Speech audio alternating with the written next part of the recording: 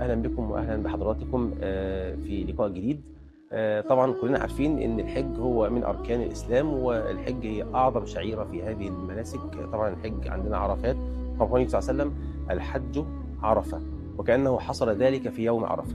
وأي واحد فينا متشوق دايما إن هو يطلع يروح يحج. ما فيش حد فينا ما يتمناش هذه الأمنية، سواء كان معاه فلوس أو مش معاه، ولكن الله عز وجل يصطفي من خلقه ما يشاء.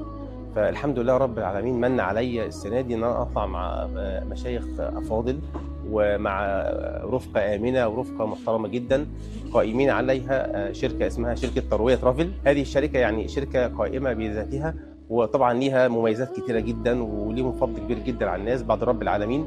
بدايه من اول ما طلعنا من ساعه مطار القاهره الدولي لحد لما وصلنا الى مطار جده، لحد لما انتقلنا الى المدينه المنوره، ثم بعد ذلك الى مكه المكرمه لاتمام شعائر الحج ومناسك الحج.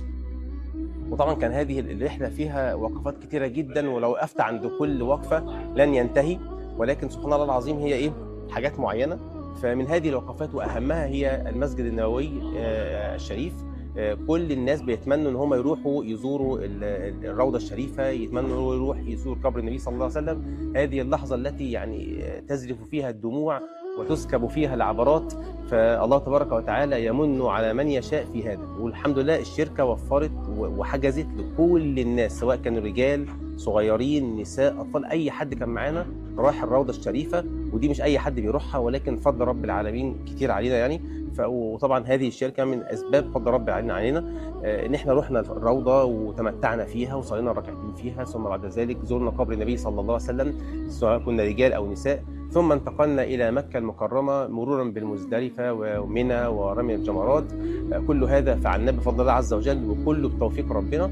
والشركة الحمد لله يعني ما قصرت في شيء أبدا بفضل الله عز وجل. يعني بداية من أول المعيشة في الفندق اللي احنا قاعدين فيه، مرورا بالمناسك، بتوفير المشايخ والدعاء اللي بيتموا على أكمل وجه، إن هم مثلا بيشرحوا المناسك للحجاج. كل ده متوفر بفضل الله عز وجل. يعني اي حد عاوز يطلع حج او عمره باذن الله انا انصحه بشركه ترويه، فهي احسن الشركات اللي انا شفتها بفضل الله عز وجل. نقول لهم شكرا جدا، ولقول النبي صلى الله عليه وسلم: من لم يشكر الناس لم يشكر الله.